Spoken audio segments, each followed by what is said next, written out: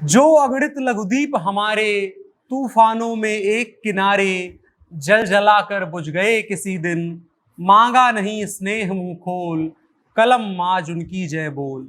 पीकर जिनकी लाल शिखाएं उगल रही सौलपट दिशाएं, जिनके सिंहनाद से सहमी धरती रही अभी तक डोल, कलम आज उनकी जय बोल। मैं दिनकर की ये पंक्तियां उस पत्रकार के लिए बोल रहा हूं जिन्होंने हिंदुस्तान की गंगा जमुनी तहजीब को बचाने के लिए अपनी जान तक गंवा दी, लेकिन एक कदम पीछे नहीं हटे। इनका नाम है पत्रकारिता के शिखर पुरुष गणेश शंकर विद्यार्थी। मैथिली शरण गुप्त इनके बारे में कहते हैं कि 41 वर्ष की आयु में लोग काम की शुरुआत करते हैं, लेकिन उन्होंने तो उसी उम्र में सारे काम कर दिए। प्रयागराज में जन्मे गणेश शंकर विद्यार्थी की कर्म भूमि कानपुर थी। इस बात की शुरुआत करते हैं वहां से जहां उन्हें अखिल भारतीय कांग्रेस कमेटी की बैठक में हिस्सा लेने कराची जाना था, लेकिन तभी कानपुर में सांप्रदायिक हिंसा की आग काफी बढ़ गई और उन्होंने राजनीति को धता बताते हुए इंसानियत को अपना पहला धर्म और कर्म बताया और कराची जाने का कार्यक्रम स्थगित कर दिया। इंसानों की इंसानियत बचाने आए एक इंसान को वहां कुछ इंसानों के भेष में बैठे हैवानों ने मार डाला था। यह साल था 1930 के आसपास। 1920 में देश की आजादी की लड़ाई की शुरुआत थोड़ा सा आगे बढ़ चुकी थी। हिंदू और मुसलमान एक वक्त तक साथ लड़ रहे थे, लेकिन जैसे जैसे ये लड़ाई अंग्रेजों के लिए खतरनाक बनती गई, अंग्रेजों ने भावनाओं के साथ खेलना शुरू कर दिया। हिंदू मुसलमान के बीच जहर का बीज बोया और जिसका पहला पौधा बंगाल विभाजन के रूप में अंग्रेजों ने काटा। खैर, अगर गणेश शंकर विद्यार्थी की मौत के बारे में बताएं तो इतना सा है कि गणेश शंकर विद्यार्थी सन 1930-31 के दरमियान कानपुर के अलग अलग हिस्सों में घूम करके सांप्रदायिक उन्मादियों को रोक रहे थे। इसी दौरान अचानक से कहीं फंस गए, कई दिनों तक गायब रहे और जिन दंगाइयों के बीच गणेश शंकर विद्यार्थी जी फंसे थे वो उन्हें नहीं पहचानते थे और साथ ही धर्म की पट्टी तो आंखों पर अलग से ही बंधी थी। सो विद्यार्थी जी की मौत उस भीड़ के द्वारा हो गई। भीड़ ने मार डाला, लेकिन लाश किसी को नहीं मिली। कई दिनों तक खोजबीन चली।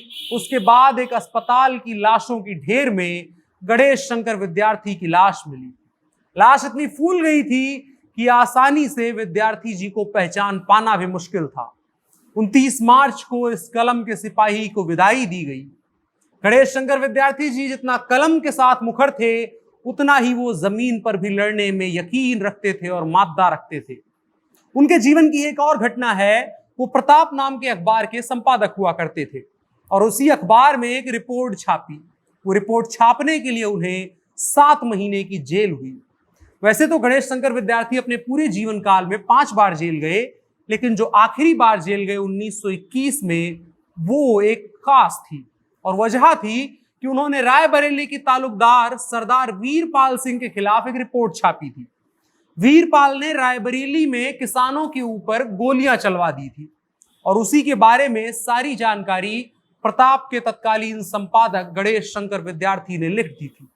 उनके साथी शिवनारायण मिश्रा पर भी मानहानि का मुकदमा हो गया। दोनों पर आरोप यह लगाया गया कि तालुकदार के खिलाफ गणेश शंकर विद्यार्थी ने रिपोर्ट लिखी और शिवनारायण मिश्रा ने छापी।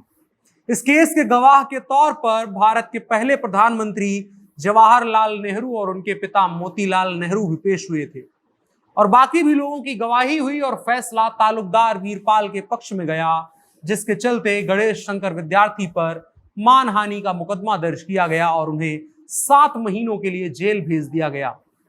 अंग्रेजों को गणेश शंकर विद्यार्थी की लिखाई से वैसे भी बहुत ज्यादा समस्या थी और ये गणेश शंकर विद्यार्थी को परेशान करने का सबसे बढ़िया मौका मिला था अंग्रेजों को।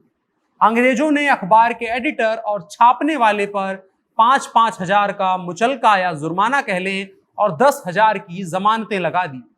इस मुकदमे में कुल मिलाकर के 30,000 रुपए खर्च हुए, जो उस वक्त के हिसाब से एक पत्रकार के लिए बहुत ज्यादा ही थे, लेकिन ये करना जरूरी था, नहीं तो गणेश शंकर विद्यार्थी पर पाबंदियां और ज्यादा बढ़ सकती थी और गणेश शंकर विद्यार्थी चुप रहने वालों में से नहीं थे। 7 महीने से भी ज्यादा का वक्त गणेश शंकर विद्यार्थी ने जेल में गुजारा। इस दौरान उन्होंने अपने पास एक डायरी रखी थी जिसमें उन्होंने जेल का सारा संस्मरण दर्ज किया था। बाद में वो डायरी प्रकाशित भी हुई जेल जीवन की झलक के नाम से। पुस्तक काफी ज्यादा प्रचलित रही और काफी लोगों ने उसको सराहा भी।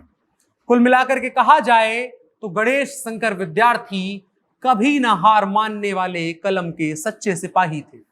आज के वक्त में जब देश और दुनिया तमाम धर्म के नाम पर, जाति के नाम पर, समाज के नाम पर, अलग अलग मुद्दों के नाम पर बट रही है, तब ऐसे लोगों को याद किया जाना जरूरी है और उनसे सीख लेनी चाहिए कि हर हालत में इंसानियत सबसे पहले होनी चाहिए। गणेश शंकर विद्यार्थी को जनता जंक्शन परिवार नमन करता है। मेरा नाम अनुराग मिश्रा है। कैमरे पर मेरे साथ ओम प्रकाश थे। आप जनता जंक्शन देख रहे थे। शुक्रिया।